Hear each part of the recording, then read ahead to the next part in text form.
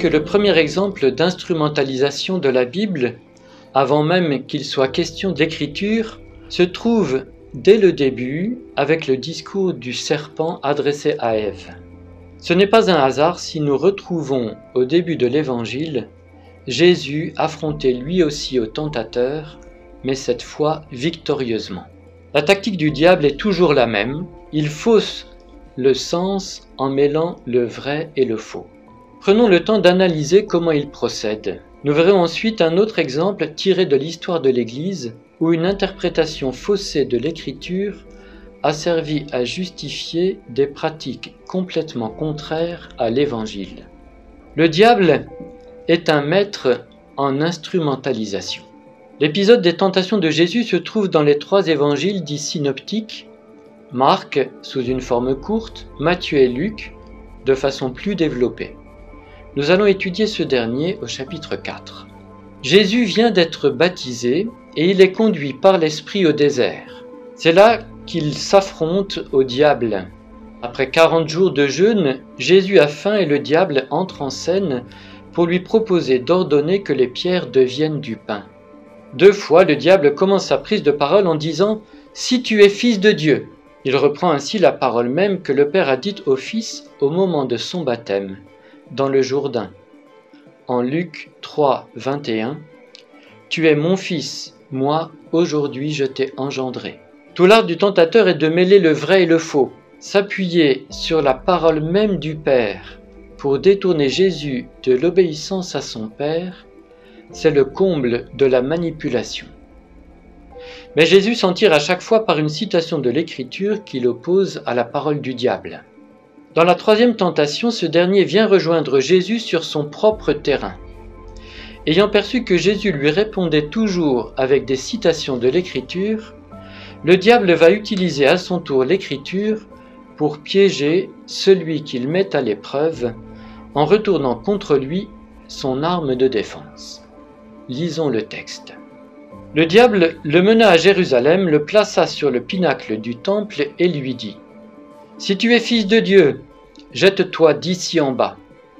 Car il est écrit « Il donnera pour toi des ordres à ses anges afin qu'ils te gardent. » Et encore « Sur leurs mains ils te porteront, de peur que tu ne heurtes du pied quelque pierre. » Mais Jésus lui répondit « Il est dit, tu ne tenteras pas le Seigneur ton Dieu. » Comment se fait ici l'instrumentalisation manipulatrice? Le diable utilise quelques ficelles assez simples.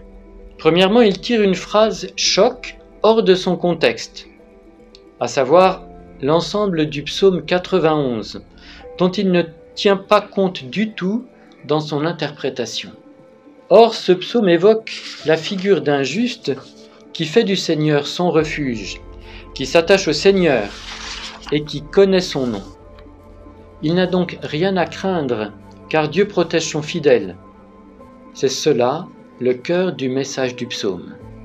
Deuxièmement, il fait une interprétation littéraliste des versets cités, sans considérer le genre littéraire spécifique du psaume. Or, l'image des anges qui porteront le juste sur leurs mains vise à frapper les esprits. La sollicitude du Seigneur ne peut que dépasser tout ce que l'on peut concevoir. Cet aspect merveilleux apparaissait déjà dans le psaume 91 au verset 7 avec des chiffres démesurés. S'il en tombe 1000 à tes côtés, s'il en tombe 10 000 à ta droite, le lecteur sait bien qu'il ne doit pas prendre ces chiffres au pied de la lettre. Ce langage hyperbolique, qui exagère délibérément, appartient à l'art oratoire. Surtout, et c'est la 3e ficelle, d'une promesse divine de protection du juste dans la détresse, il fait une exigence de protection. Or, une telle exigence, qui veut mettre Dieu à son propre service, revient, d'après Jésus, à tenter Dieu, à le mettre à l'épreuve, comme Israël l'a fait autrefois au désert en exigeant du pain ou de l'eau. C'est exactement l'inverse de la crainte du Seigneur qu'exprime tout le psaume, cette crainte filiale qui est un sentiment de la grandeur de Dieu, teinté d'admiration et de confiance. Comment lui répond Jésus? Il cite une autre parole de l'Écriture en lisant celle-ci dans son unité. « Tu ne tenteras pas le Seigneur ton Dieu ». Cette parole vient du livre du Deutéronome, mais elle exprime cette même crainte filiale qui transparaît dans le psaume 91. Et c'est une première leçon pour nous. Une parole tirée de son contexte ne suffit pas, c'est l'ensemble de la Bible qui nous donne accès à la parole de Dieu.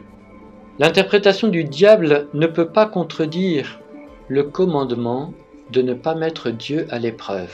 Mais venons-en maintenant à un exemple tiré de la vie de l'Église. Il s'agit de cette expression tirée de l'Évangile selon saint Luc, au chapitre 14, « Force les gens à entrer ».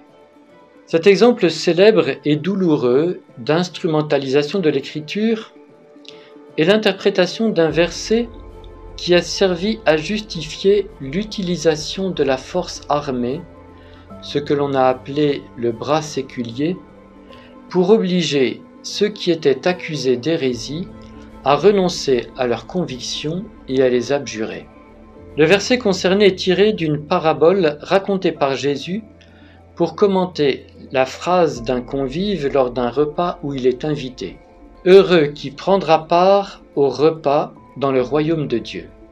Jésus raconte alors l'histoire d'un homme qui veut offrir un grand festin et invite beaucoup de monde. Mais les invités s'excusent pour différents motifs et refusent l'invitation. Lisons la suite de la parabole dans l'Évangile selon saint Luc au chapitre 14.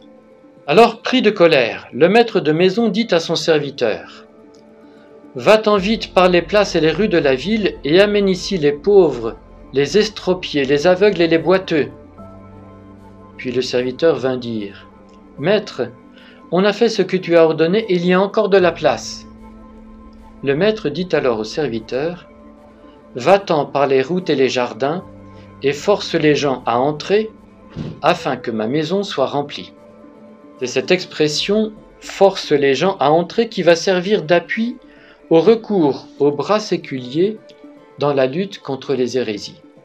Le premier à utiliser ce verset dans ce sens est saint Augustin, dans une controverse contre des adversaires considérés comme hérétiques, les donatistes, et contre lesquels l'empereur de l'époque avait pris des mesures coercitives. Saint Augustin justifie cet usage de la force en s'appuyant sur la parabole. Dans son interprétation, la maison où est donné le festin est l'Église. Quant aux serviteurs du Maître, qui est le Seigneur, il s'agit de l'empereur. C'est pour leur bien qu'on fait violence à ceux que l'on force à revenir dans l'Église et ils doivent s'en réjouir. Malheureusement, cette interprétation servira à justifier beaucoup d'abus de pouvoir et de violence absolument contraires à l'esprit de l'Évangile. Or, on oublie d'autres paroles de Jésus dans l'Évangile selon saint Jean. « Nul ne peut venir à moi si mon Père ne l'attire. » Ou encore, « Quand j'aurai été élevé de terre, j'attirerai à moi tous les hommes. » C'est par l'attraction et non par la violence que grandit la communauté des disciples. Le Père attire les hommes à Jésus et l'amour de Jésus, dont il témoigne jusqu'à la croix, attire les hommes.